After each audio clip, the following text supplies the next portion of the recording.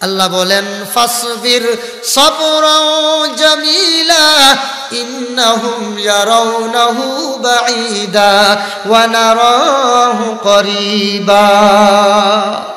আল্লাহ রাব্বুল আলামিন বলেন, ওগো নবীজি, বেঈমান কাফেররা আপনাকে কষ্ট দেয়। কিয়ামতের বয়ান যখন আপনি করেন, তারা বলে কিয়ামত হবে না। তারা কিয়ামতের আলোচনা শুনলেই আশ্চর্য হয়ে যায়, আপনাকে বিভিন্নভাবে কটূক্তি করে কষ্ট দেন।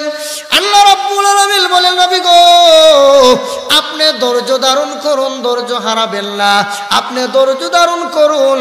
তাদের কাছে মনে হয় কিয়ামত অনেক দূরে, কিন্তু আমি আল্লাহর কাছে কিয়ামত অনেক কাছে।